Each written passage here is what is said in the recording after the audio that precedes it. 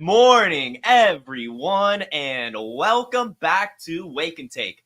It's your boy Jason, and we've got some football to talk about today. And today, you guys get a break from my yapping as I'm bringing on an incredibly special guest, Erik Balkman from the FFPC, to talk all things that we've learned so far from the season and give a little bit of preview into week 3, as well as some moves to make to help your fantasy football team take that next step to win some championships. So it's going to be an incredible show. So excited to have Erik on with me today. So take out your coffee, sit back, relax, and enjoy the show.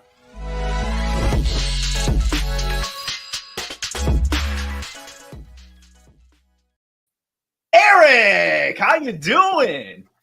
Doing good. I think I washed the stink off of me from that Thursday night game last night. I had high hopes for not necessarily a high scoring game, but I thought it'd be more competitive than it was. And my goodness, do the Patriots have problems, Jason? They looked like the Patriots we expected them to look like heading into the season. Yeah. So we could definitely talk about some Thursday night football and stuff. Before we totally get into it, we'll talk about you some more at the back of the show, but just give a little bit of preview of some of the things you're working on and what you're bringing to the table of the fantasy football industry. Yeah, right now I'm doing three shows a week. Tuesday nights we do the RotoViz High Stakes Lowdown at 10 p.m. on the FFPC YouTube channel. Bring on a different FFPC high stakes player to chat about the waiver wire, the upcoming week there and the week that was. Thursday nights, I go live on the Better Sports Network, something you just co-hosted with me last week. That is a show that goes from 7 until 9 p.m. And it's usually a different industry fantasy football player that comes on and co-hosts with me for those 2 hours. And we lead right into Thursday Night Football, which is always fun. And then Friday night, I'm doing the High Stakes Fantasy Football Hour. This is the show I've been doing for the FFPC for the last 13 years.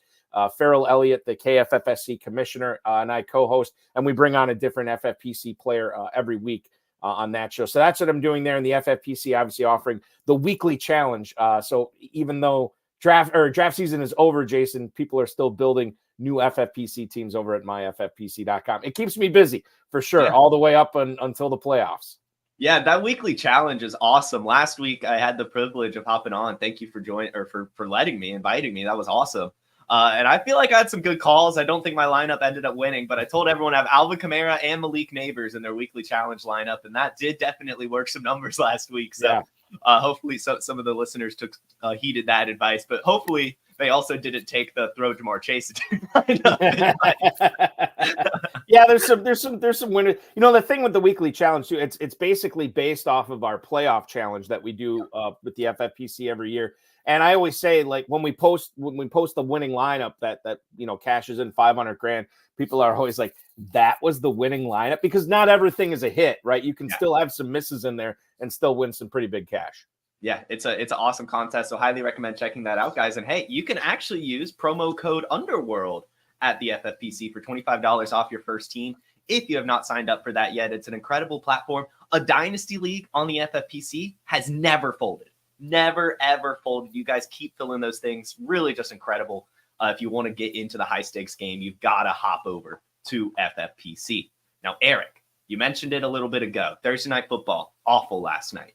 But I do have a couple kind of my own personal reactions, and feel free to add a little bit of your own. But Braylon Allen now is getting way too many touches, in my opinion. He's looking good with them. He's looking damn good with them. So I will give him that. But are you a little bit worried about Breece Hall potentially finishing as like the RB1? I was talking about this on the show last night, and I was thinking about this morning, and I'm kind of wondering, maybe this is a good thing for Breece Hall. Maybe this is good that he is not touching the ball 20 to 25 times, that they not only have a reliable backup, but a guy who can come in and share the load with Hall. Last night, Hall had 16 carries, Braylon Allen had 11. Hall had 4 catches, Braylon Allen had 3.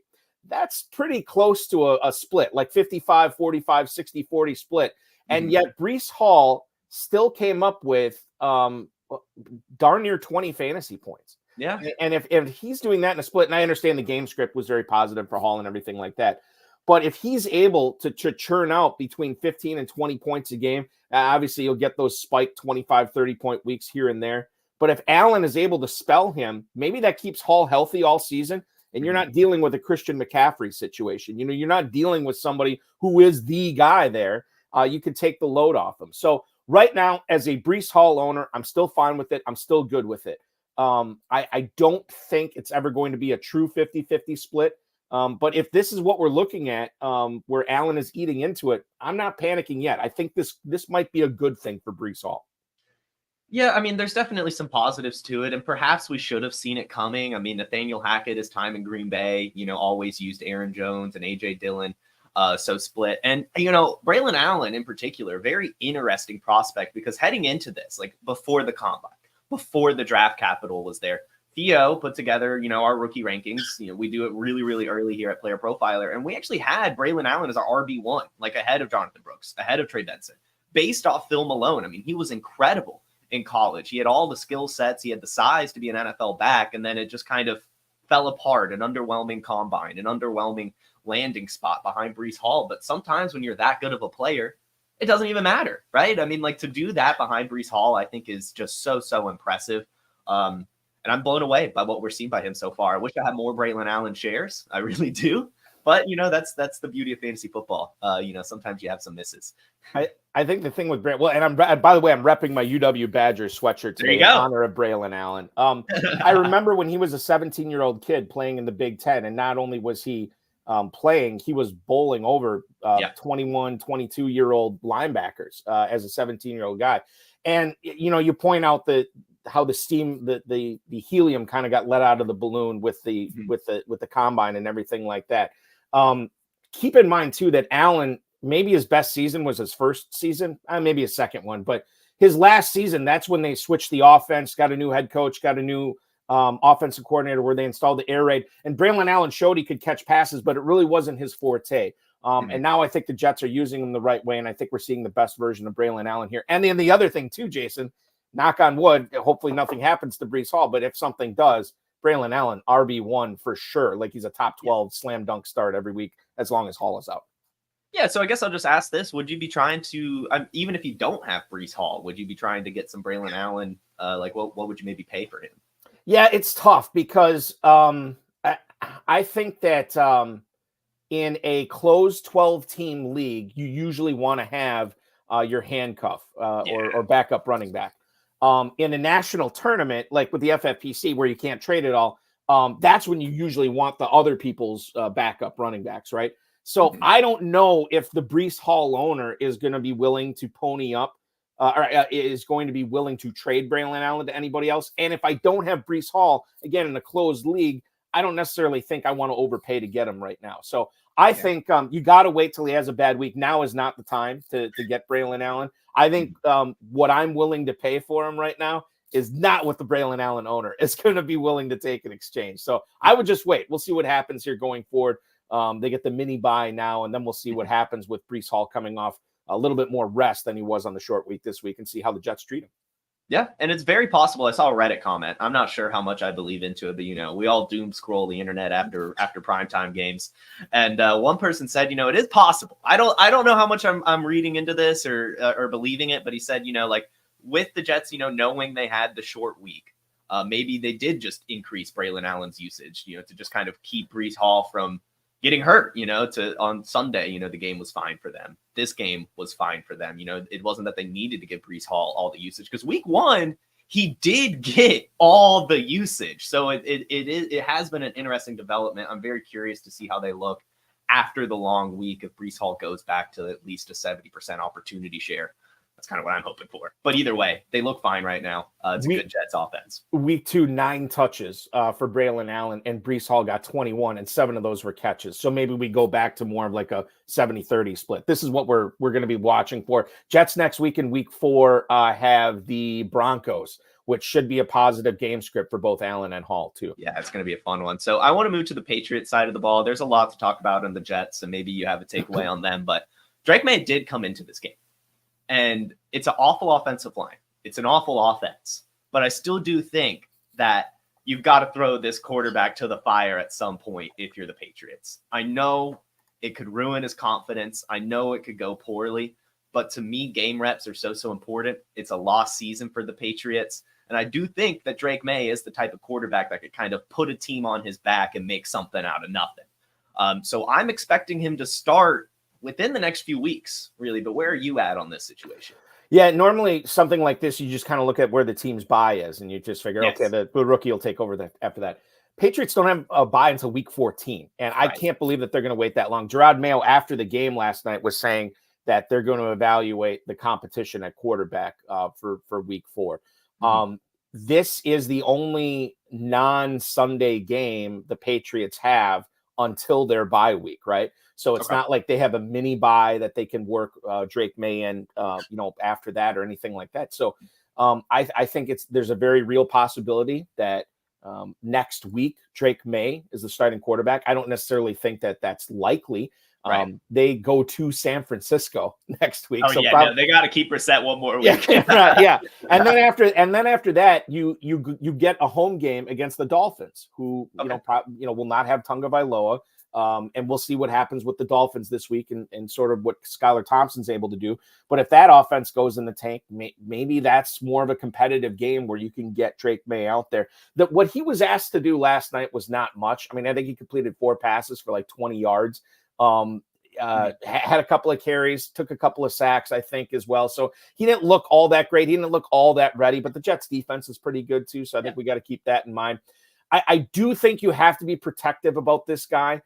To a certain extent, like you're saying, it's a lost season, right? And just because it's a lost season doesn't mean you want a David Carr, your quarterback. But I also understand the importance of real reps and getting him out there too. The great thing about this is, at least for me, it doesn't really affect fantasy football. Like for the receivers, there's nobody fantasy worthy for the Patriots receivers right now. Not to be starting. Hunter Henry, I think, is going to be fine, whether it's Drake May, whether it's Jacoby Brissett. Ramondre Stevenson maybe pays the price because you can load the box against Drake May until he proves otherwise. Mm-hmm. But yeah, this Patriots offense, I think we saw a snapshot of what the rest of the season could look like. I don't know if Drake May saves this team. No, I don't think so either. And I do think with that being the case, I mean, like, you might end up injuring him maybe, but I do think his confidence shouldn't be shot. I feel like if you just set the expectations, like, Drake, we know it's a lost season. We're not expecting you to go out there and win. We just want to watch you improve. We just want to get you the reps. We just want to see you play quarterback, because he looked good in the preseason. In fact, he actually outperformed Jacoby Brissett in the preseason. Less turnovers, better completion rating.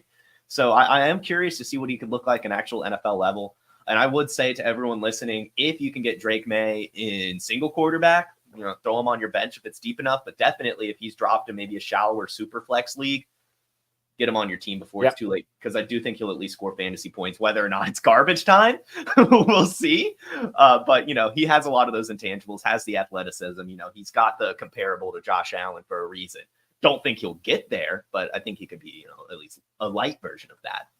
Yeah, super flex leagues too. I mean, if he's out there, he's going to be a starting quarterback. Starting quarterbacks just have to be rostered in super flex leagues. So yeah, if he's out there right now, find a spot for him, and you never know, he could be fantasy worthy down the stretch. As far as the second quarterback goes. Definitely.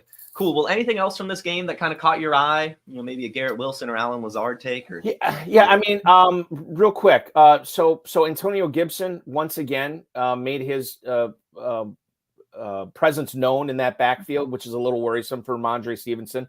We had the return of Demario Douglas, which I wasn't thrilled with because I dropped him in a bunch of leagues, but he had 7 for 69 last night, which was nice. And then over to the Jets side, nice to see that Tyler Conklin finally woke up and had a good game. 5 catches, 93 yards on this. That was really good. Aaron Rodgers was talking after the game. This has been 3 straight games where the opposing defenses have been trying to take away Garrett Wilson with the 2 high safety. He's gone up against some pretty talented corners as well. And Rodgers darn near had his first 300 game, and I don't even know how long. So that was good too. I dropped him as a backup quarterback in several leagues last night, and he looked good. I mean, 27 to 35. Just under 300 yards, a couple of touchdowns, obviously no picks. He just doesn't really throw picks anymore. So I thought the Jets really, top to bottom on both offense and defense, really, really impressive last night. Yeah, they looked good. They really, really did. Hopefully they can keep it going. A lot of people were in on that offense for fantasy this year. Lots of good value to be had.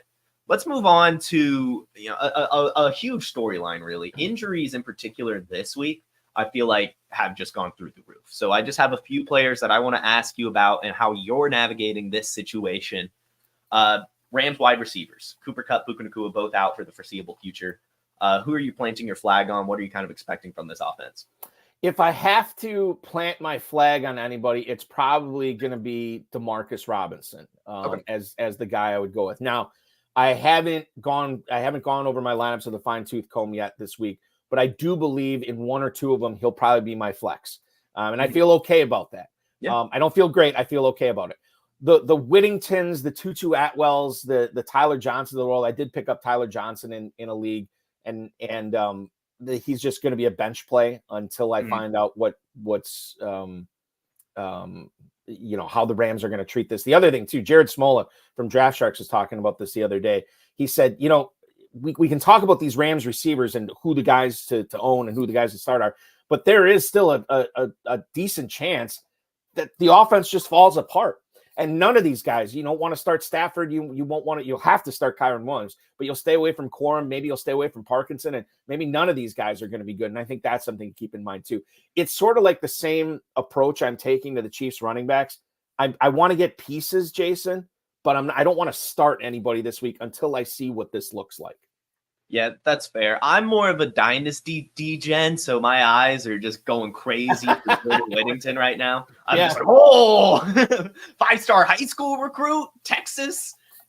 Looked good in the preseason. I'm definitely trying to get as much Whittington as possible, but I do think, especially for seasonal leagues, Demarcus Robinson is the play. That's the one that you're going to have the confidence in for your starting lineup. So I like that call a lot. And I am with you. I'm a little worried. I love Matthew Stafford. I've been a big defender of Matthew Stafford his entire career. Even Aaron Rodgers has said he's like the most underrated quarterback in the league. And Aaron Rodgers never says nice things about other players. So I am a little worried. I traded for the Stafford Cup stack on a win now dynasty team. And I am like, not win now right now. I'm terrified. And I think, if there's a silver lining here, I think if we get to Sunday and Sunday afternoon and the Rams don't place Kupp on IR yet, this is a good sign. It's already a good sign that he hasn't gone on IR. And then if the Rams are going to do it, they are going to do it prior to this game. If they don't prior to this game, that means they're expecting him to miss, maybe only one more game, maybe only two more games. And so I think that's the silver lining of this. The Rams message from the beat writers to the coaches all offseason is this offense is going to run through Kupp. They've prepped for everything to have this offense run through Kupp. They want to get him back out there. And the sooner the better. And I think once he is back, it's going to be great if you have him. You just got to kind of weather the storm. Yeah. I sent out a wild offer for Jamar Chase, Cooper Kupp, and Deebo Samuel since I lost him, and DK Metcalf, and Hollywood Brown. Just for Chase. I got declined. I was hoping it would work, but that's normally I like getting the best player in the deal, but man, that is a lot. That is a lot of talent going over. It was to the other undefeated team too. So I really thought he would be like, these are a lot of pieces to help finish my run. But we have a philosophy. This is my Trade Gods Listener League on the Trade Gods show, where if you have Jamar Chase, you should only trade him for Justin Jefferson plus. If you have Justin Jefferson, you should only trade him for Jamar Chase plus. And he's holding that over and he's like, go get Justin Jefferson. and then we can talk. But anyway, let's move on to the 49ers. Deebo Samuel was mentioned. Christian McCaffrey's still out. In fact, another report came out that he is expected to be on IR for at least 6 weeks instead of just the 4, which is mind-boggling to me that the 49ers didn't place him on IR heading into the season. Made us wait a week. I think that was a huge mismanagement by this team. Well, Jason, let me bring that up. Do you think there was, because we didn't hear this report anywhere, do you think there was a setback like in practice? Because he was doing limited practices and all of a sudden Shanahan said, he had his worst day pain-wise yesterday. And then less than 48 hours later, he's on IR. And less than 24 hours after that, we're hearing it could be like 6 weeks or so. Like, I wonder if he actually did something to that Achilles or calf or whatever it is, and we're just not hearing about it. I don't know. I'm just it's too quiet for me. I really feel like there's got to be because we had like that whole Bijan situation last year with the Falcons where they just had him play that one snap, hid the migraine or whatever, and I feel like the 49ers are hiding something. I really, really do. So I'm curious to see what comes out of it. But in terms of fantasy football, there's no Deebo, there's no Christian McCaffrey. Now George Kittle is popping up on the injury report. Can you even trust this offense now? And what are you doing? Yeah, I just the Niners in general right now, and I know there's plenty of people. Shouldn't say plenty, but there was a decent amount of people I talked to prior to the season that thought there was a regression in the mean coming in San Francisco, right? Yeah. And so not only did they lose some pieces off that defense, but you have Brandon Ayuk, who is still in training camp right now. You have Samuel, who's going to be out. Yep. You have McCaffrey, who's on IR. Thank goodness you have Jordan Mason. He's been great. I love him as a start this week too. And now George Kittle, which is I mean, I would say the odds are against him playing this week. Thank goodness you have the Rams, but this is a bad situation. But Jason, I'll ask you this too. One of the things that I debated when I was placing waivers this week was how much do I bid on Juwan Jennings because he's only going to be good while Samuel is out. Even when if Kittle is out, I don't think that Jennings gets any kind of target share if Samuel and Ayuk are out there. So Jennings is an interesting guy. You got to pay a decent amount to get him, but he might only have like a week or two worth for you unless somebody goes down again in San Francisco. Yeah, I mean, he's one of the ones where I'd throw maybe a good 5% at. Maybe that's I think what I did was between 5 and 10% in all my leagues. I don't think I got him. Most places I did not get him, and I'm okay with it. But I don't know. It could be one of those FOMO things too that maybe I should have gone higher. I don't know.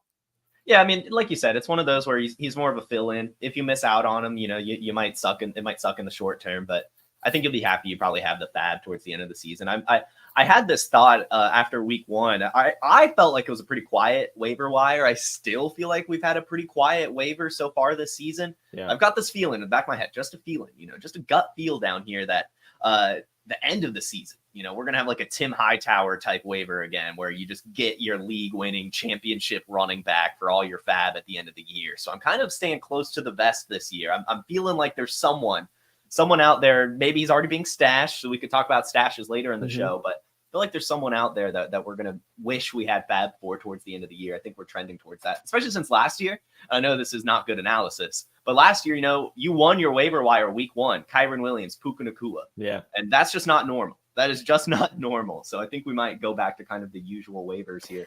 It's such a hit or miss thing too. Like I think about James Robinson a few years ago, where if you got him, he was like a top 5 running back that year. But then there's plenty of people have gotten plenty of coal in their stocking in week one too, with overbidding on players that just never panned out. I am of the opinion that I usually spend my money early on in the season, but I spend responsibly. And so if I have, and I usually end up with stuff left over, I could make a move if something happens. I haven't found a player that's been worth breaking the bank for yet. We saw Carson Steele go for a lot the last couple of weeks, especially this week in a lot of leagues I play in. But to me, it's just, and we'll talk about the Chiefs running back situation. I think it's a quagmire there, and it might be irresponsible spending on Carson Steele that we saw this week. I agree. I had been stashing Steele on FFPC. I took over an orphan, one of those $1 orphans, an FFPC 250 for $1 on the FFPC. Awful. Like, it is the worst team I've ever seen. I was like, but this will be a fun challenge, Right, yeah, I'm exactly. just kind of rostering those guys. My starting running back heading into the year was Audric Estime. Like, that's how bad my quarterback in a 1QB was Goff. And somehow my first round pick was the 110. I don't know how that team that bad had the 110. Yeah. But anyway, I picked up Steele, and I've sent out offers to every team to try to get rid of him because, I mean, that team doesn't need him. And it's interesting because I see him being bid on so heavily, but I can't get any value for him either in a trade. But that's the FFPC, right? You guys are all sharks. They want to see I mean, I think that what's interesting is people are so willing to pony up all this fab money to get him. But when it comes to actually giving up draft assets or player assets in a dynasty league, then everybody becomes like, whoa, what are we doing here? I can't be doing this. It's like the fab means nothing. The waiver wire bidding means that cash is nothing. But when you talk about, oh my God, a second round pick, I got to think about this here.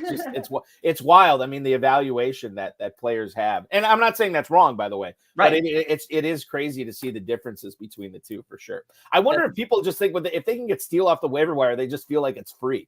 I don't have to give up anything to get them. I just buy them, Yeah. For sure, for sure. So hopefully there's still some hanging out there. So hopefully I maybe get a counter or something because I would like to get him off the team. But let's talk about that. The Chiefs, Isaiah Pacheco, IR. To me, I think this is going to be a huge mess, as evidenced by me trying to get rid of Carson Steele.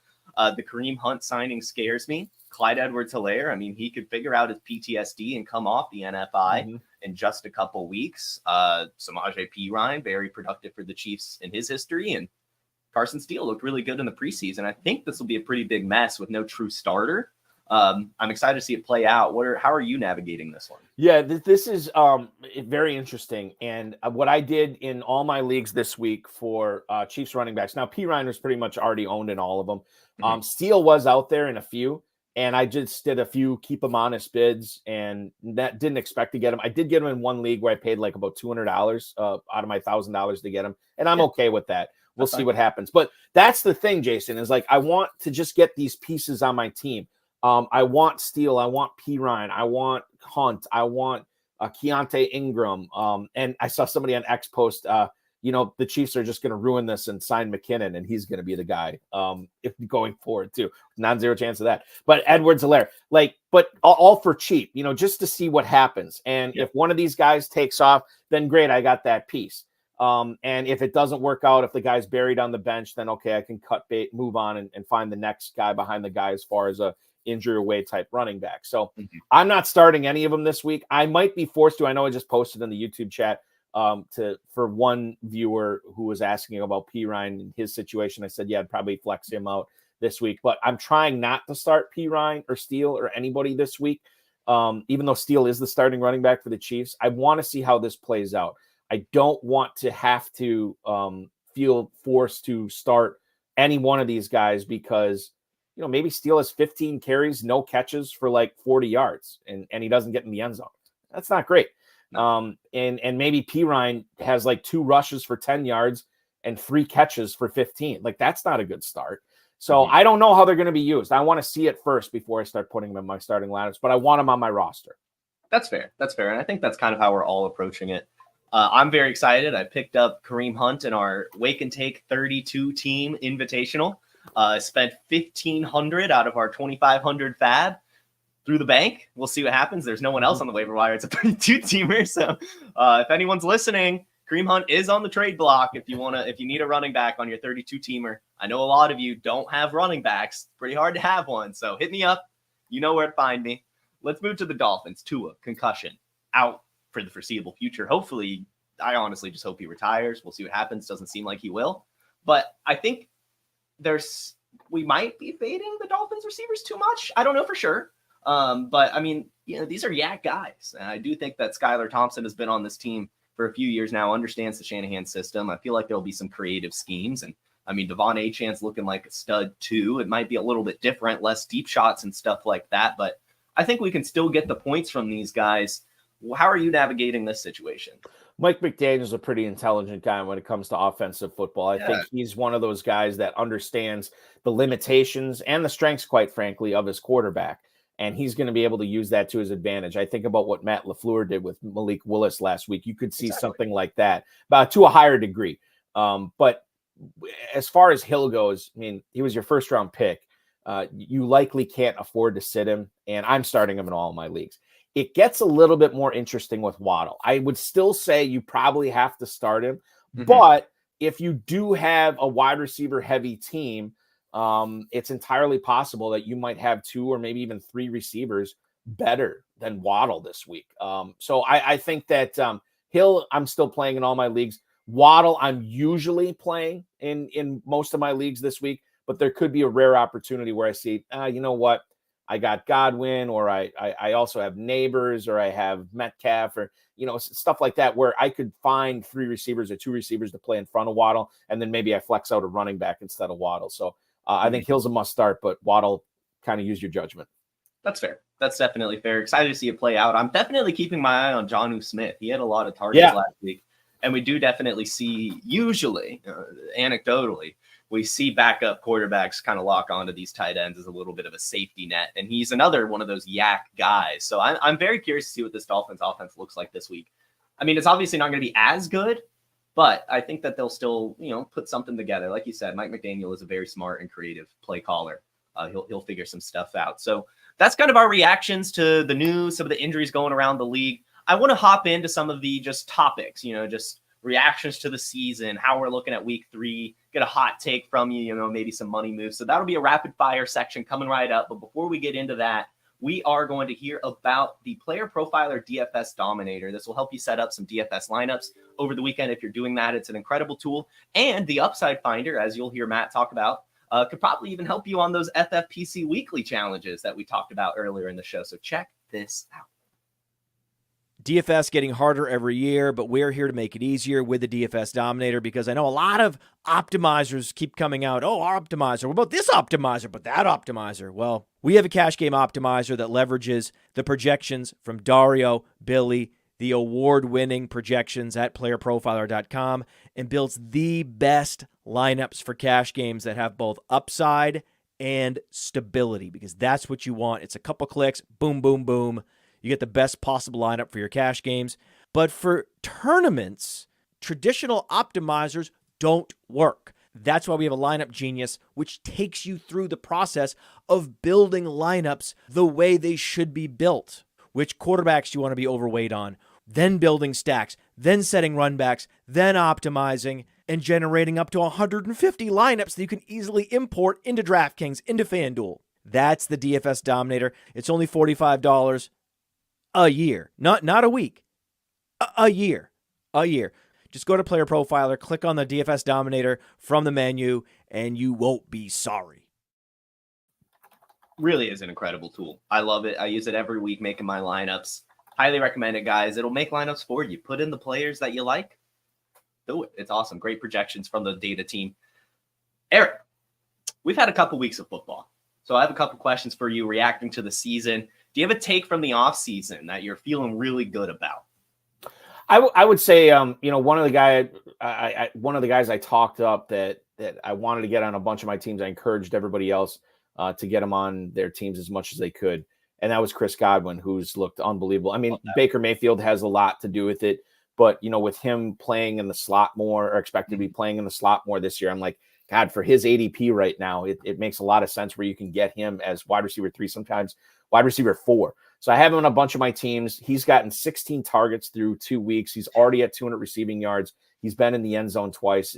Everything is coming up roses for Chris Godwin right now. So that one is not only one I feel vindicated about through 2 weeks, but I still feel really good about that. This is going to continue. This is not a flash in the pan type, in my opinion, a Derek Carr situation where he's going to turn into a pumpkin at some point. I think Godwin's going to be one of the best draft values when we look back on this season. For sure. On Wednesdays here on Wake and Take, we do a little bit of a market watch, and we actually talked about both those players. Buy Chris Godwin. I'm buying the hype. It seems that it's going to continue, and I think it could get even better and sell Derek Carr. So that's not lasting. There's absolutely no way in hell. But that was a great call, and I still think some value, and I still think also that there's more left on the table. We'll have a 2-touchdown game. We will have a 2-touchdown Chris Godwin game this year. That usage has been incredible. He's the wide receiver 1 right now in PPR leagues. So you've gotten great value, and I think that this is almost his floor. Maybe take away a touchdown here and there, but I can't imagine a world where he isn't still getting 8 targets a game. And we'll have one of those 12, 13 targeters soon enough. So that was a good call. What about the opposite? Who was someone you're very high on that you're maybe getting a little bit worried about? Amari Cooper for years has always outperformed his ADP. Everybody hates on him. Everybody lets him slip too far, and he always finds a way to get it done. I got to be honest with you. That streak could be coming to an end this year based on what we've seen in Cleveland.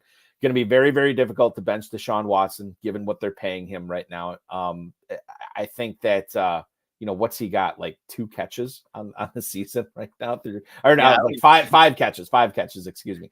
5 catches on the season right now for Amari Cooper on 17 targets. I mean, it almost seems like a misprint, but it's not. That's a Michael Pittman stat right there. Yeah, I mean, it's insane.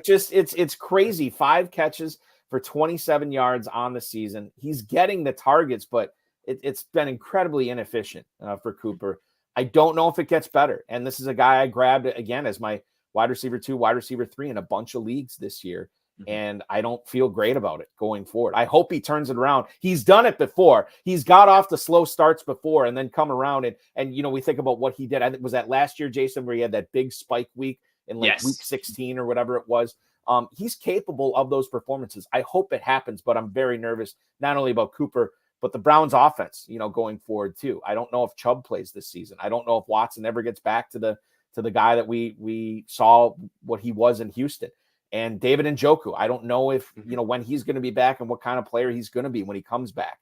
Kevin Stefanski's a really good coach, and I know he's capable of, making lemonade with even the worst lemons in the world. But this is a tall task this year for the Browns. It is. It's a mess in Cleveland. I hope next year they sort it out. And they just kind of they gave Amari Cooper some more money this year. They restructured his contract to make him happy. He's still getting the usage, so I do think that, he is the type of player that can turn it around. But honestly, I think it's going to take Jameis Winston to turn it around, really. I think that it's a Deshaun Watson problem and not necessarily an Amari Cooper problem, unfortunately. Now, that was a good conversation right there. Are you worried about the Bears? I kind of am.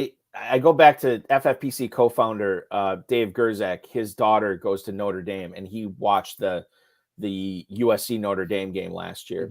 And this is the first bad thing I heard about Caleb Williams. And he told me, he's like, if I wouldn't have known that Williams was like expected to be the number 1 overall pick, I would have just thought he was just some guy. Like he really struggled against pressure. He could not make plays.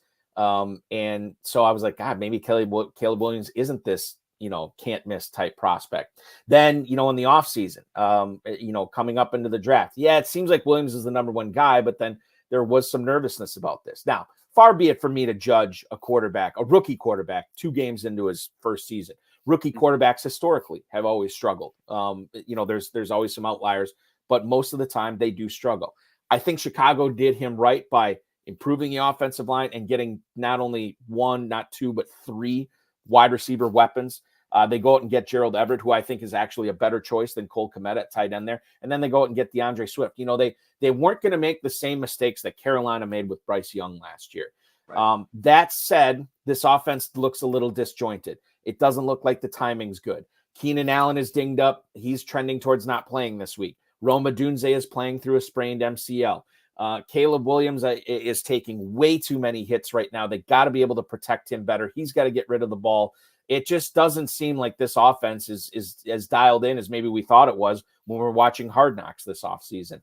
So I'm willing to give it time, but time is not a luxury that we have if you're playing in a national tournament with the FFPC or anything like that. Like, you kind of got to get these guys going because the league playoffs will be here before you know it, and then the championship round. So, yeah, I'm worried. There's not much you can do. You've made your bet. You got to lie in it right now. I'd like to think that that it starts clicking for Caleb Williams and the game starts slowing down. I think CJ Stroud said this week in an interview, like, it took him to like week 4, week 5 to find his rhythm. And maybe we're not even talking about this in week 5. But, yeah, I'd be lying to say if I said I wasn't at least a little bit worried about this Bears offense. Yeah, I mean, this was one of my takes this offseason that I got a lot of hate for. I'm talking a lot of hate, was to sell Caleb Williams before he plays ball. We were valuing him so highly in dynasty leagues, above Kyler Murray, above Jordan Love, a bunch of proven assets, above Jaden Daniels even, who has, the similar upside, but, cheaper. And honestly, to me, a better situation. Like, I don't trust Matt Eberflus to develop a quarterback. I don't trust Shane Waldron to run a competent offense. And yeah, we had all the weapons. It was positive, but I wanted to at least have him prove it to me first before we were crowning him as a top 8 dynasty quarterback. I saw a lot of the CJ Stroud effect, but I will say now I'm buying back in. I think that all of these Bears they're at a good value, a good price point right now. DeAndre Swift, he's still getting a ton of volume. The productivity isn't there, but he's still a really good athlete. Rome Odunze, he's like a free fall right now. Yeah. And playing through an injury, so he's not going to have any of these spike weeks. But if you can get him on a dynasty roster for reasonable right now, I'm all over that. DJ Moore, he's falling. And Caleb Williams, he's acquirable now. Like, you could probably in some leagues give like Brock Purdy and a little cherry on top to get Caleb Williams. I do think in the course of the career that's going to be a pretty good move, but it's going to take some time. I mean, there's a reason the Chicago Bears have never had a 4,000-yard passer. And it isn't that they haven't had good quarterbacks. It's just tough to win in Chicago, especially as we get closer to the winter as well. So I think you got to be a little bit worried, but there's also a little bit of a buying point, at least in Dynasty. I don't know. Yeah. Where are you at? I'll say Caleb Williams. He got dropped in a couple of my redraft leagues and I'll be putting bids in on him, pick him up as my backup quarterback, just to see what happens. I think if we're still talking about this Bears offense in like mid-October, still not clicking, then yeah, full on panic time. And that's when I really think you could get a good price on Odunze. You should be able to get Keenan Allen, I think, fairly cheap right now. DJ Moore too is another guy that I think that it maybe hasn't hit bottom yet, but it's definitely at buyable dynasty prices right now. Moore and Odunze for sure. Yeah. So let's move on from this to the quarterback that, maybe should have been in Chicago or whatever. I'm phrasing this wrong, but Bryce Young, he gets benched. A big part of why the Bears even have Caleb Williams is it was the Panthers pick. Complete disarray, awful franchise, terrible owner.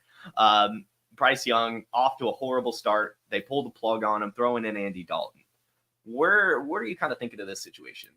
I don't know who's more shocked at this, Bryce Young or me, because I don't understand how you treat that number one quarterback, the number one overall pick last year, and bring in the corpse of Adam Thielen, and you're trotting out, Jonathan Mingo and Laviska Shenault, and the shell of Miles Sanders, and the offensive line was bad too. Like I don't know what Carolina was expecting when they trot out Bryce Young with that supporting cast last year. Mm-hmm. I understand it's a new head coach this year in Dave Canales, and this guy was the quarterback whisperer, right? Yep. Brought Geno Smith back from the dead. He got the best out of Baker Mayfield, and he's given Bryce Young two games. You're not really going anywhere this year. I don't know why you put in Andy Dalton is what you do when you think you got a chance of stringing together some wins and sneaking in as a wild card. They don't have that chance this year. Like you need to get Bryce Young reps. Now, I don't know if Canales he's forgotten more about football than I'll ever know. So maybe there's something to just putting Bryce Young on the bench, holding the clipboard, taking the mental reps. Maybe that helps him, and maybe you bring him back in 4 weeks or something like that. I'm not buying this. Oh, they're going to look to trade him right now. You're not going to get anywhere close to what he's worth. You need to somehow recoup this value. You need to build his confidence up. And if a benching works and he's able to see the game slow down from him, and then he gets back out there again in October or whatever, maybe it happens for him. Yeah. I was just really, really surprised that this was the answer from a guy who knows quarterbacks, that you give him 2 games with a really new cast of characters on that offense. It just totally caught me off guard. Yeah, I mean, I feel like they should have just done it last year. Like Andy Dalton came into that one game and Bryce Young picked up his injury and looked incredible. Then you give him the mental reps there, let him sit back. And maybe that's what it is, right? Like maybe they're just like, we feel like his rookie season, he didn't get to develop in that way. We do want to give him time to, as you said, hold the clipboard. So that's kind of what I'm hopeful for. I like what Baker Mayfield said about this situation. His story is far, far from over. So I do think you've got to hold on to him if you have him, maybe buy him in Superflex if he's cheap enough. 101s don't disappear very often unless you're Josh Rosen. And I think that Bryce Young is better than him. Actually, Rosen might not have actually been the 101. But he wasn't. Because he was like I want to say the 10th pick that year. I want to say 1 or 2 quarterbacks went in front of him. Yeah. So there we go. So 101s definitely don't fade away into nothing, very quickly. This is just a bad Panthers team with not much future. We'll see. We'll definitely see the situation. It's far from over. One more thought. Give me one more thought on the season so far. Player that's surprised, disappointed, someone you keep your eye on, the works. The Seattle passing offense featuring Geno Smith at quarterback. We know what DK Metcalf's capable of. He came back and practiced in full yesterday dealing with that hand injury, and he's been great so far this season. Tyler Lockett led that team in receiving in week 1, and we saw Jackson Smith and Jigba finally but maybe start the breakout that we were hoping would come in the middle part of last year. Maybe it's finally coming this year too. And who's the beneficiary? Geno Smith. Now, Kenneth Walker is hurt right now, and I don't know if he plays this week. My guess is he probably doesn't. Zach Charbonnet is a really talented pass catcher. So you have a lot of weapons here for Geno Smith. He's 7th in the league in passing right now, 498 yards on the season. He's already thrown a couple of touchdowns. I think as good as he's been, he might even be getting better with that trio of receivers to throw to. Very impressed so far. Exciting to see where he's going to go and where this Seattle offense is going to go.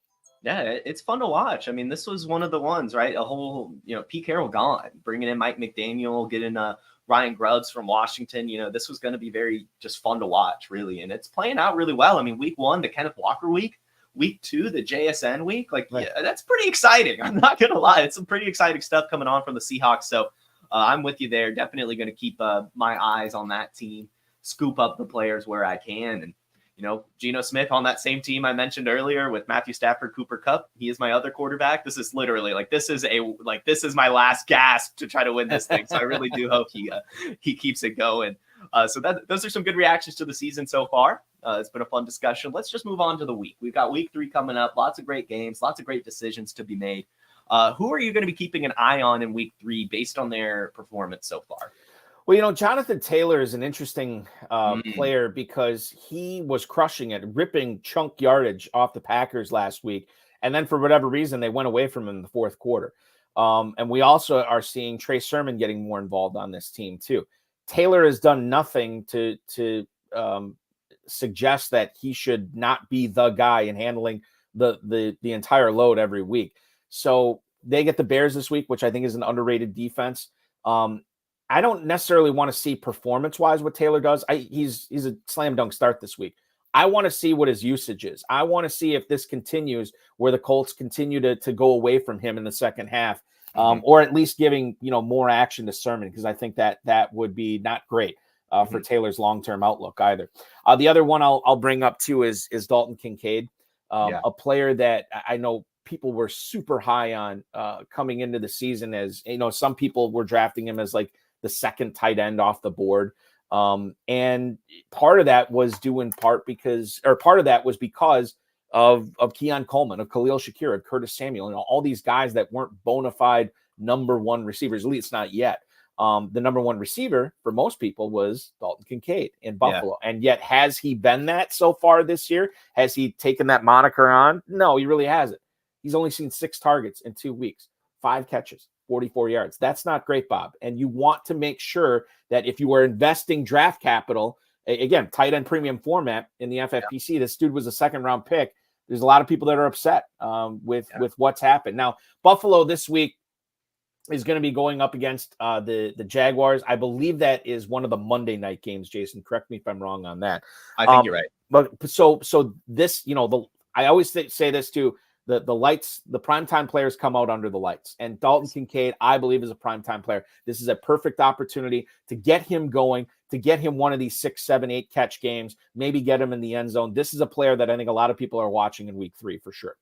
Yeah, I think, as the Dalton Kincaid cold water pourer of the offseason here, I do think he'll turn it around. I had Theo Greminger on last week. He said who was like the Kincaid guy. And he said he has lost a little bit of faith for him finishing as the tight end 1. But he'll still finish as a tight end 1. And I do agree there. And we saw last week, he had 4 targets in the first half, brought in all 4 of them, took a knee to the helmet, and had no more targets the rest of the game. So it's very possible they were just kind of playing him careful. This week, they do unload him a little bit more. So definitely someone to try to acquire if anyone is a little bit cold on him now. He's still on the Bills. He's still a Josh Allen weapon. And he's still the top. I mean, in my opinion, he is still the top receiving weapon there. Like, he is still the number 1 pass catcher for Josh Allen. Like, I just, performance or not, that has to mean something. Yeah, for sure. For sure. I mean, he's still running 100% of the routes, right? Like, he's out there. The game will come. And once he has that ceiling performance, he's going to become unacquirable again.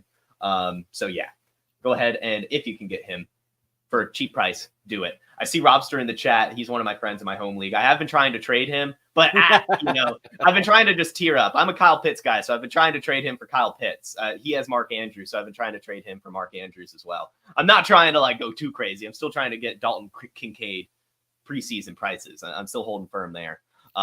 Let's move to start sit. If you had one player to start this week, who would it be? All right, so this is kind of chalky, but this guy was not being drafted as a top 10 player at his position.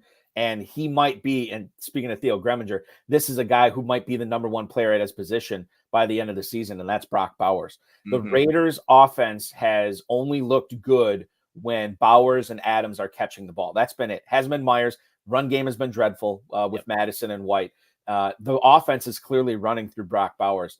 I remember so many people, Theo was one of them, that said, draft Bowers where you can now because he will never be this cheap again. And through 2 weeks, he's right.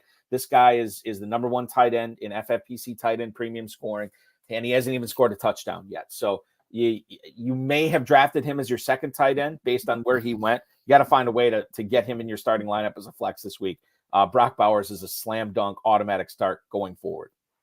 Yeah, this is one that I will definitely be kicking myself for not taking more shots on redraft. I just hated the landing spot. I was a big Devontae Adams truther, and I just couldn't bring myself to do it. I understood the prospect. I was drafting him a lot in the pre-draft, like best ball tournaments over on Underdog and stuff. But then once that landing spot came in, I was totally out on this guy, and that is definitely going to be one of my biggest L's. He looks incredible, like absolutely incredible. And this offense is kind of revolving around him right now, so I like that call. He had one sit this week. Who's hitting your bench? This is tough because with a sit, I always want to go for broke. I want to give you somebody. I want to give you a huge name because if I come out and say, yeah, I don't think I'd be playing Kenneth Gainwell this week. That doesn't resonate. So let's go with a big name. And I'm not saying you should sit him, but I think you can make a case for sitting Michael Pittman this week. Yeah. The Packers defense gave Anthony Richardson fits for 3.5 quarters on Sunday. And you can make a case that the Bears defense is as good or possibly even better than Green Bay's. Plus, Pittman might get the Jalen Johnson effect too if he's following him around the field. And I have to research that more to find out how the Bears are utilizing Johnson, but I do know Pittman's the best receiver on that team. They could get Josh Downs back this game too, which might take away from some targets from Pittman. And it's not like Pittman crushed it last week either. But I mean, if you have Smith and Jigba, if you have Zay Flowers or Jamison Williams, I mean, all those guys I think would be better starts this week than Pittman. I'll give you another one real quick. This is a little bit maybe obvious, but Jaden Reed is a guy that the Packers utilized a ton last week, but as a decoy, putting him in motion. And that's what really opened up the rushing game. I think he could be more involved this week in Tennessee. I really don't think Green Bay is going to be able to go back to the wing T or whatever they were running against the Colts. I think the Titans are a much better rush defense, and Reed should get more involved. But this goes back to my whole, I love Packers in best ball. I don't want them in managed leagues because between Reed, Watson, Wicks, Dobbs, Musgrave, Jacobs, maybe not Jacobs, but Kraft, Lloyd, all those guys, I never know when to start them. And this could be another week where, Reed goes ham like he did against the Eagles, or could be another Colts game. You just don't know. So Reed's another interesting guy that I think you can find better options on this week, especially if Jordan Love doesn't play, which I don't think he does.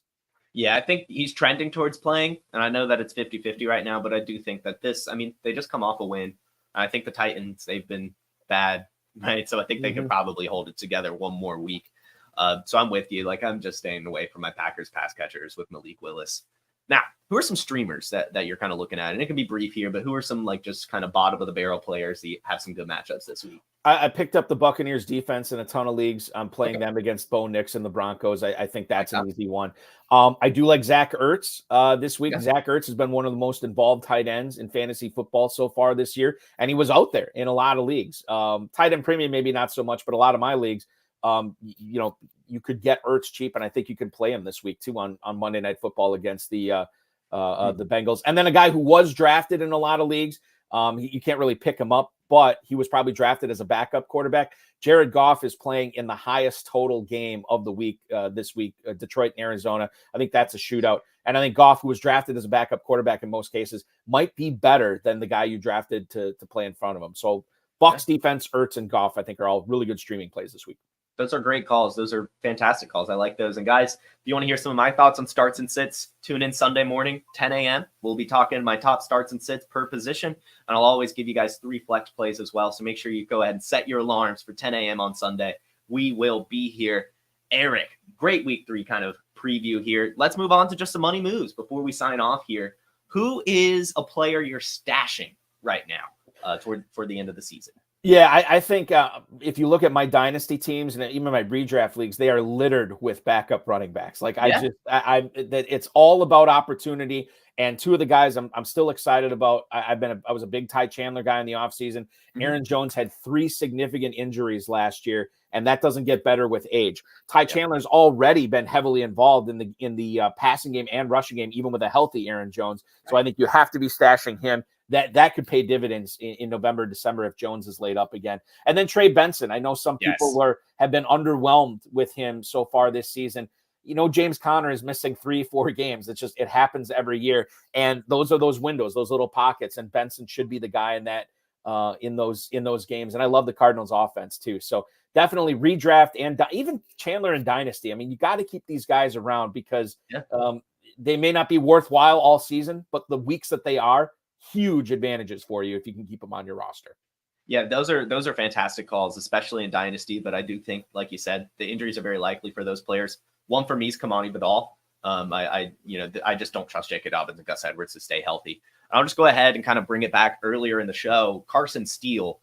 Those are some of the players I'm shopping him for. I'm taking my Carson Steele and trying to get a seat at the Jalen Wright, the Trey Benson, the Blake Corum, the Kamani Vidal table, trying to get these rookie running backs with the upside. Maybe Ty Chandler. Kendre Miller, I think, is someone that's interesting as well. I know he's on the IR right now, but Alvin Kamara is old. Jamal Williams is old. Kendre Miller, we were all very excited about at one point. So definitely start stashing those backup running backs if you have the room. Maybe try to acquire them. Swap some of your guys. I mean, this could be bold, Erik, but hear me out in Dynasty. Jordan Mason for Trey Benson in a second. I would rather have the Benson side of that right now. But the thing is, I don't know what McCaffrey's contract looks like, and I don't know how easily they can get out of it. But he's an older guy. He's starting to break down. I don't know how healthy how they've been able to keep him this healthy this long. So again, as of right now, Benson in the second, but I might change my mind on that too. I mean, the Niners could easily keep Mason as the guy if they decide to move on from McCaffrey, or, I don't think the Niners are above making a bold move. And there's certainly teams that would take on McCaffrey as well. I don't think he's close to the end. I think he's still got a year or two of good football left in him. But I think I'm leaning towards the Benson side right now. I am too. I think that's just an interesting discussion, right? Like last year, for example, I was able to take Jerome Ford in a first-round pick to get Jamison Williams and Devon Achane. These backup running backs, once they get their value, I think it's very important to at least try to shop them. I know Jordan Mason right now scoring a ton of points, probably an every week starter for you right now, but you got him for free. He was on your bench. See what you can get. It might be more than you expect. I see he's in the top 20 of keep, trade, cut dynasty running backs right now. And that could be very, very high. So that's just something to keep your eye on, guys. Make some money moves. If you have these backup running backs, the injury does fall their way. It is nice to have them in your lineup, but as a dynasty manager, it might be fun to make a cool move. I think running backs are always the position that you need to be cashing in on value. And if Mason has the week I think he's going to have this week, then after this Rams game, that's when you go for broke. You get bold and you see what you can get for him, because that might be the peak of his value after this week. Yeah, for sure. For sure. Cool. Now, those are kind of some sells, players to keep on the back of your roster. But if there's like a top end player or maybe even a middle range player, but who's a player you're trying to buy right now while you can? I love the Commanders offense. I loved it coming into this season, and we have not seen peak Jaden Daniels yet, at least throwing the ball. He's going to come into his own and start piping the ball down the field and making big plays with his arm rather than his legs. Terry McLaurin is a perfect fit for Jaden Daniels. Like I love McLaurin. I grabbed him in a bunch of spots, and I feel like his value is depressed enough where people are like, oh, okay, so this is what Jaden Daniels is going to do as a pro. This is what Jaden Daniels is going to do for McLaurin. I'm out. I'm willing to sell for 75, 80 cents on the dollar right now for McLaurin. You got to buy him. McLaurin is going to have some massive games this year and in his career with Jaden Daniels as his quarterback. So I'm definitely buying McLaurin right now. If I can get him, again, 75 cents, 80 cents on the dollar. Not a huge buy, but that's significant with as good as I think McLaurin can be in this offense. Yeah, I'm holding him on a dynasty roster right now, and I can't sell. I was pretty excited, especially after that Jahan Dotson trade. I mean, it was like, man, this guy's going to get 150 targets, and it hasn't come yet, but I do think they'll unlock him as this offense kind of finds his footing. I do just really quickly, deeper, Luke McCaffrey, I think, is someone to kind of keep your eye on, as well as Jaden Daniels and him demonstrated a pretty good connection in the offseason. They were like showing up at like 5 a.m. before practices to study film and get some extra reps together. So I think that could translate over the course of their career too. Very excited. This Commanders offense, Cliff Kingsbury, say what you want about him as a head coach, great coordinator. Dan Quinn, great head coach. I know things went awry in Atlanta, but there were a lot of things kind of against that there. So I like that call for sure. Erik, great takes so far this episode. This has been awesome. Thank you so much for joining me. This could all come to a crashing halt with a bad hot take, but I think you've got a good one for us. What's something bold you've got going on for the rest of the season? If there was two offenses I was super high on this offseason, it was probably the higher than most. It was probably the Cardinals and the Commanders. Those were the two. I invested Harrison when I could. I got a lot of Connor on my teams. I got some Benson. I have a ton of McLaurin, ton of Daniels. So my hot take is, and I don't know, maybe this is just warm. Maybe this is a warm take, but maybe it's not. Number one quarterback at the end of the season will be Kyler Murray over Josh Allen, over Hurts, over Mahomes, over Jackson, all those guys.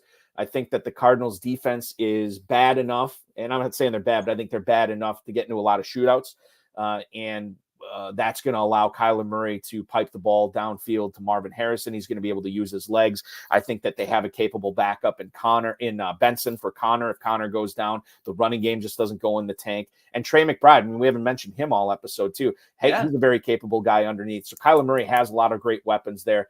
And I think with his legs, my hot take is that he will finish as QB1 this year over everybody else. I'd love to see it because it'd help out a lot of my fantasy teams. Don't know what happens, but that's what I'll leave you with. I love that take, man. I mean, like I said, for the year, I was selling Caleb Williams for Kyler Murray plus. You know, I got a ton of flack on Twitter. 19 of the last 21 years, the team has gone from worst to first in their division. And my prediction was the Arizona Cardinals would be this year's team. They just put everything together. And I just felt like you said, you talk to some people, there's the 49ers due for some regression, and so I was like, I feel like the Cardinals, right? Like it was them or the Bengals. We'll see. But the Cardinals have all the pieces. We just saw Marvin Harrison have a great week. Kyler Murray is looking amazing. So if he can't stay healthy, that is certainly within his range of outcomes. I'll call that a hot take. That was a good one, Erik. Keeping it, you're running pure. This is a fantastic show, Erik. Tell the people where they can find you, all the wonderful things you're working on. Yeah, at Erik Balkman on X, ErikBalkman, and doing the RotoViz High Stakes Lowdown 10 p.m. Tuesday nights, the High Stakes Fantasy Football Hour at 10 p.m. Friday nights, and then the Better Sports Network's High Stakes Fantasy Football Show at 7 p.m. Thursday nights. That's every week. We do those year-round. The RotoViz one on Tuesdays is weekly during the season, but when we go to the offseason, it becomes monthly. And then check out the Fantasy Football Players Championship, too. I mean, I know we're known as like a draft company, which is what we are, but we do have our weekly challenge going off each and every week, too. myffpc.com is where to go. And use that code for Player Profiler to get $25 off your first entry. So your $35 entry into the weekly challenge this week becomes $10. Pretty good deal. And that's so much. Again, that is a very fun contest. No salary cap, one player per team.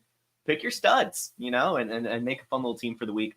Erik, again, absolute pleasure. Would love to have you on again. Would love to go back on the happy hour again. It's awesome talking football with you, man.